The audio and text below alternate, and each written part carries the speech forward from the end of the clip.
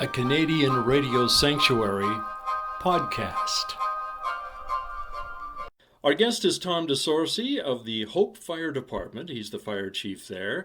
And Tom, before we get into present day situations and what you're up to and all that with the fire department, and you had another career before the fire department. I did, John, yes. Way back to, 1962 when I first started life here in Hope, British Columbia, born and raised. And I don't know, there's a lot of people that can say that, but I'm proud to admit that. And, spent my youth in Hope, down in the area of the schools of Coquihalla Elementary and C.E. Barry and Hope Secondary. Graduated from Hope Secondary in 1980. We were a pretty large class, at least we thought we were, at some 103 or 4 people. That's kind of dropped over the years. Yeah, I started there, and then right out of high school. In fact, I took, in my grade 12 year, I enrolled in the Columbia School of Broadcasting and took a broadcasting course by a correspondence.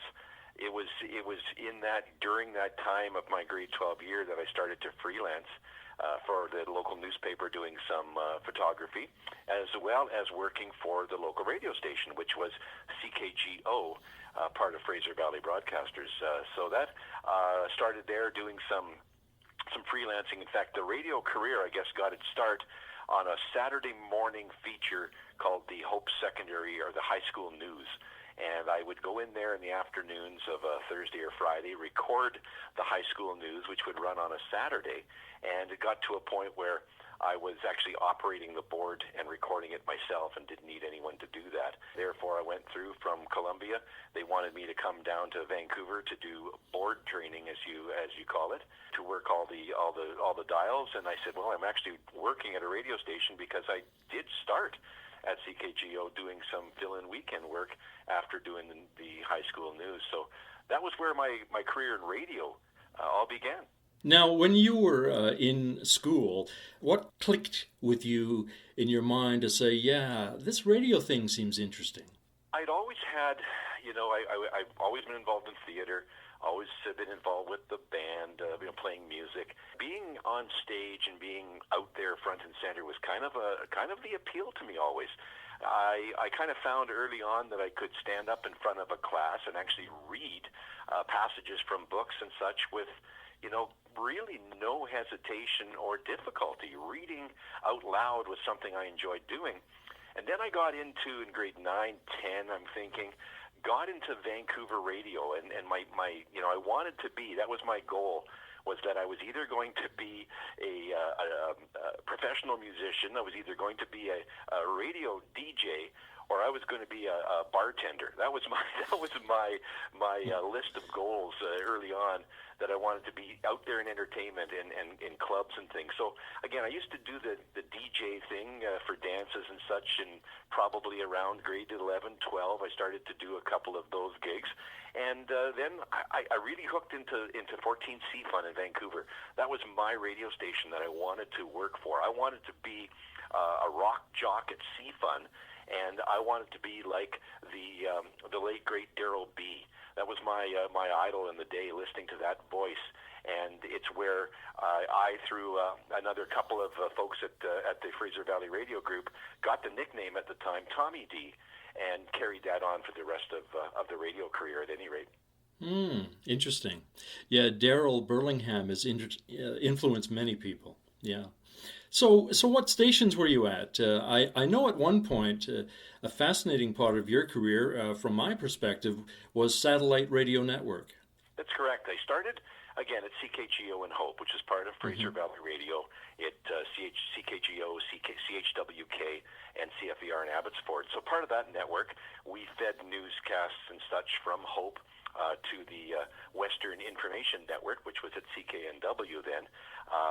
It was after that I moved from on air into sales at the radio station, trying to further and make more money, obviously. And then I had an opportunity to move to Vancouver to and I always wanted to be in major market, right? That goal of being on the air in Vancouver and at CFUN was still part of my dream.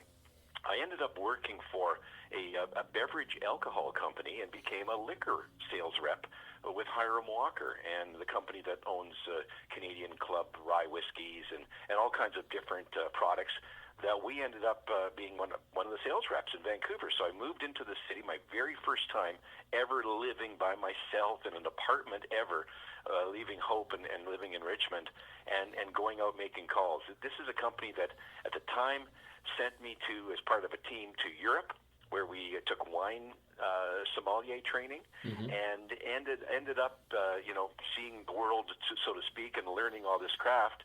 But it was the company that, after the Gulf War, I believe, had lost as a worldwide organization a great deal of money, and then they started to fold in, and the company, the sales force, entire sales force across Canada, was let go. It was 30 years ago, actually, that they were let go.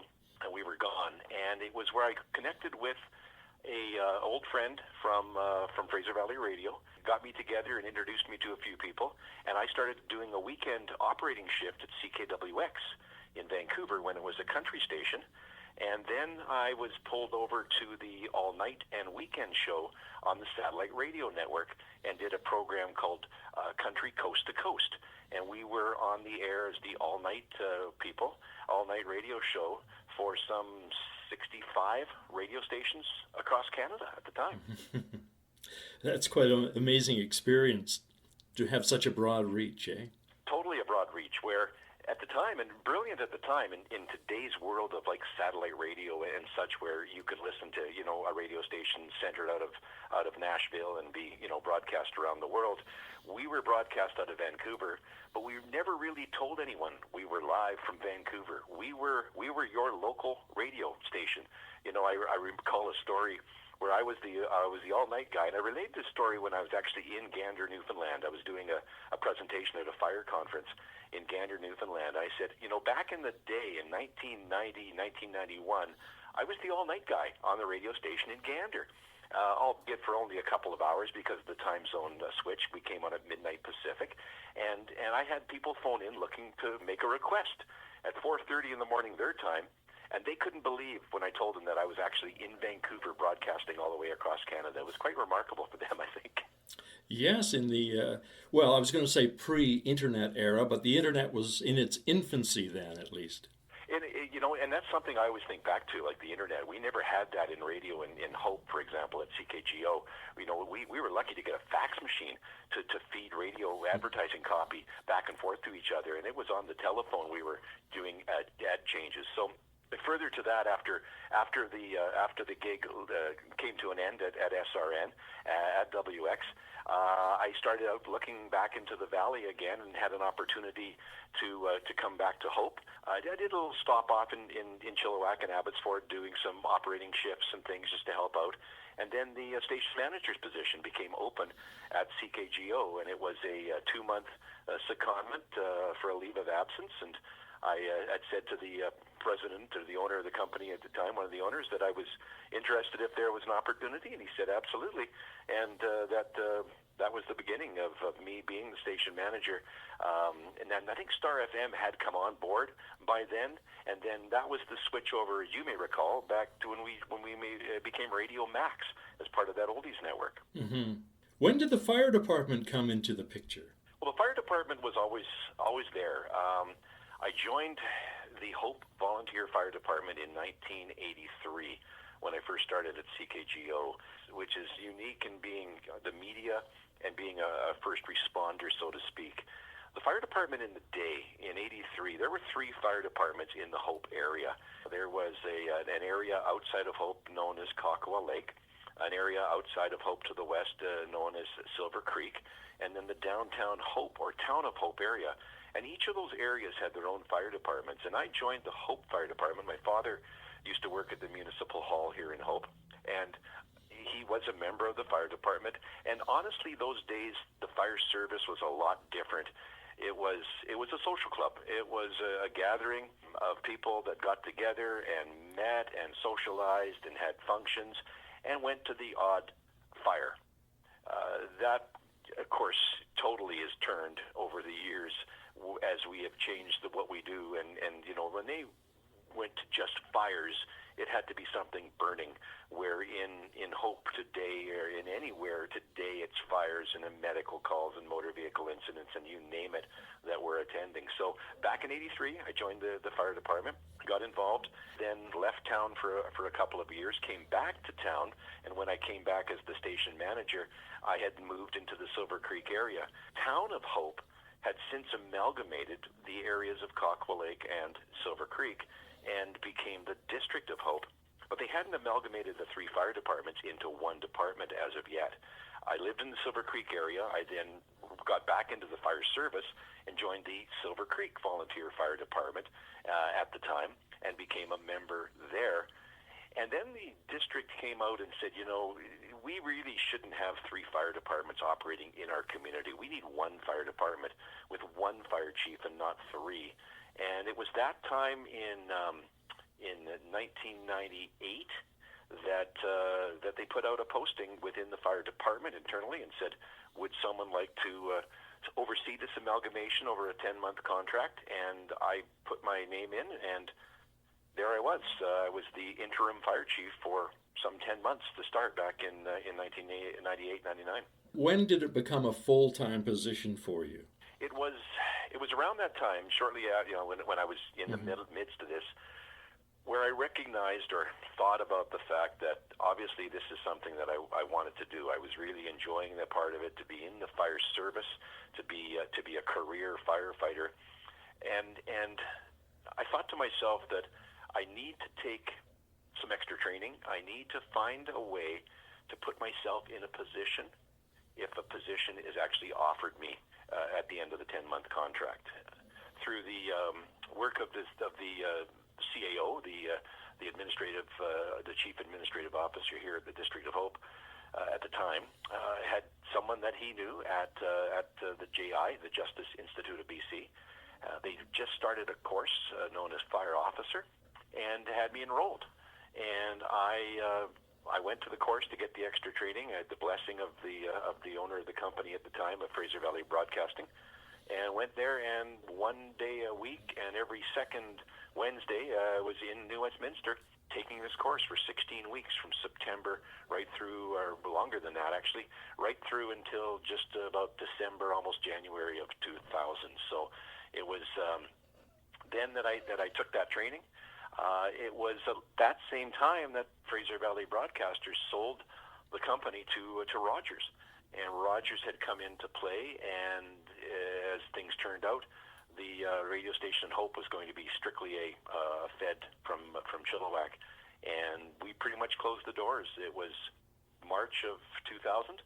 I was the last person left in the building running one radio show live for 15 minutes a week. And I locked the doors behind me, and that was the end of CKGO in Hope. Mm-hmm. And I went over, and it was probably about, I'm thinking April 1st is 2000 is when I began with the fire department. And interestingly enough, with a little bit of pressure on me, is that the community at the time and the council at the time didn't want a full-time fire chief, didn't want a paid firefighter, thought they were too small a community. When you had three fire halls that were staffed at the time by some 35 people, volunteers, they needed a manager. And you had three fire chiefs, district area chiefs, that were responsible for those halls. It came to a point in a council meeting one time where they walked into council, said, we need to get this done. We need this person to be our leader, and we want you to hire him. And they said, no, we can't afford that. No, the town doesn't need it. They, at that night, put their pagers on the table and said, Mr. Mayor and Council, we are now no longer the fire department. And that really, you could feel the air in the room leave. Mm-hmm. Wow. That's when, and of course there's some pressure now. And so that was, 21 years ago. And the council had made the decision that I was going to be hired, and created a full-time position by throwing in a whole bunch of other duties. And it was then that it was a struggle. It was a struggle in a community that has never paid a fire chief. It was a struggle to think that I I didn't know what I was doing because I was from the radio station. That's all he knew. That he, had to learn on the job, etc. And again, fast forward 21 years, that we have a fully functioning one fire department operating out of 3 fire halls that attend 450, almost 500 calls a year. That's amazing. Coming up to present day, how many volunteers would you have with your department? Right now on the books, we've got 21 members, I believe it is, that are part of our team. We try and recruit annually in the spring of each year to bring in new members. But again, as I alluded to, that back in '83, in the days, it was pretty easy to be a member of the department. You could walk up to the door, and it was anybody that could come in. There was a sign on the fire hall that said, "Hi, you want to be a member? Come on and join us." When I joined in 1983, I was given a pager and a key on my very first night. And I had never seen a fire truck. I'd never put on a pair of boots. I don't even think there was boots. And there was limited gear, limited breathing apparatus. It was just show up if it goes off tonight. And that was, a concern. Today, those people, if you come to the fire department today and meet the entry criteria to begin with, then you probably won't get a pager for at least 6 months until you take basic training as an exterior firefighter before we bring you into the folds of an interior firefighter. And, we soon, that was part of the message to the community. Just because you're a small town, the fire that burns in Hope is the same as the fire that burns in Vancouver. And you need to deal with it the same way. Yes, absolutely. How about Firefighting in Canada, which is a magazine, and you've done some podcasts. You continue to do podcasts for them. Can you fill us in on that? Firefighting in Canada, the magazine, I started as a columnist probably about 2009, 2010, when the then editor Laura King came to me and said, you really, got an opinion all the time. I was then working with, and I still work with the Fire Chiefs Association of British Columbia, acting as the communications director for that association. And so the opportunity to bring a voice as a volunteer, and the column that I'm sharing with a colleague of mine from Grand Falls, Windsor, Newfoundland, and Labrador is called Volunteer Vision. And we share that back and forth every other month and talk about leadership and running volunteer fire departments and some of the challenges that we face, always. And then the magazine said, the new thing now, and I forget what year that was, but the new thing now is podcasting. And, used to do radio. Would you mind giving that a try for us? And I said, yeah, sure.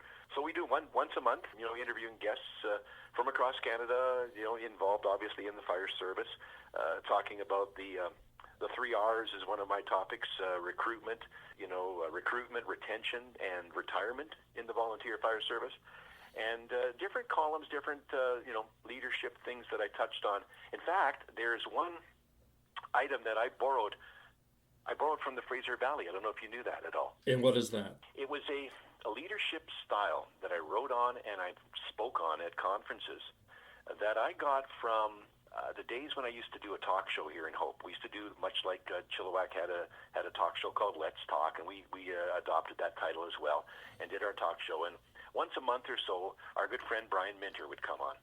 And Brian, was great on the air. It was, and still, great to have him on. Come on the air, you'd ask one question, say good morning, and off he'd go. And it was, as a host, it was the best to have this guest. Well, I said to him one time, trying to fill in, and I'm not a gardener by any means. I mow the lawn, that's about it. So I said to Brian, I said, so what do I do with the moss in my lawn? I got a little corner, a little patch, I got some good moss, killer, I'm gonna go after this moss. And he says, leave the moss alone. He says, don't touch it. He said, feed the grass around it. The grass is stronger than the moss, and the moss will leave because it doesn't want to be there anymore. And I took that into the fire hall. And in the early days of the amalgamation, we had some members that didn't like the direction that we were heading, doing more and different calls. But we had only a handful that, a couple of people that didn't want to be a part of it. And we had the rest of the majority that wanted to move forward, wanted new training, wanted to explore new opportunities. And so I took it from Brian, and I said, this is the moss, and these are the grass. I'm going to feed the grass, and the moss will go away. And that's exactly what happened. And I've taken that as a leadership style to say that sometimes you don't waste your energy on things that are a couple of things that are going to bring you down. Work on the positive, feed the grass, and the moss will go away on its own. What a wonderful metaphor that is. Yeah. And you're right, Brian Minter, who I see on occasion at his store in Chilliwack, but Brian is a wonderful broadcaster, not just a great gardener. Oh, absolutely. And again, that quintessential guest where you could just open the microphone and say, Brian, good morning, and off he'd go, and the phone lines would take over. You didn't have to ask a lot of questions. Well, Tom, you're like that too. Yes, you are. Before we let you go, and we will, if it's okay with you, we'll post any links to your podcast or whatever on our page here, okay? Absolutely. But you've won some awards for your podcasts. We did. That was kind of a surprise. A good friend of mine is the fire chief in Toronto, Matt Pegg. And Matt's very involved in the mental wellness side of our business. And it's a big thing these days. You know, in the old days, you'd go to the fire calls and you know, you saw some stuff or you were reacting to the incident. You'd come back to the fire hall and it was you know, maybe it was open up the bar and have a drink and, you know, and talk about maybe, or but just go home and, you know, not even mention it. Today, that's a different world. You know, it's no longer like that. And there's debriefings, talks after every call to ensure that people are okay. Mental wellness is a key. So Matt and I got together, and from his perspective, working in Canada's largest fire department in Toronto, talking about the mental wellness. And he works a lot with Michael Landsberg, who used to work at TSN, and works with him on the mental wellness side. The discussion we had about seeking help, and it's okay. It's, you know, it's all right to be not all right, and to ask questions and have a conversation with someone professionally or just on, you know, and a colleague. So that podcast in Toronto, or with the fire chief in Toronto, that podcast was nominated by the Toronto Professional Firefighters Association in their own little media awards in Toronto, and it won first place or award in the media category. They then forwarded that to the International Association of Firefighters, or the IAFF, in the States. And that North America group, they put it into recognition, and it was tied for first place in their media category on the topic and the actual podcast of the broadcast of that. So that was kind of cool. It was neat to get that from Firefighting in Canada when that came. So the award was essentially given to Firefighting in Canada, obviously, for the podcast. I'm the host of the show, and Matt was my guest, and they made the Toronto side of it gave a $500 donation on behalf of Firefighting in Canada to Wounded Warriors of Canada. So that was kind of neat as well. Good for you, Tom. Well, it's a wonderful story, and we appreciate the time today. A pleasure, John. Anytime.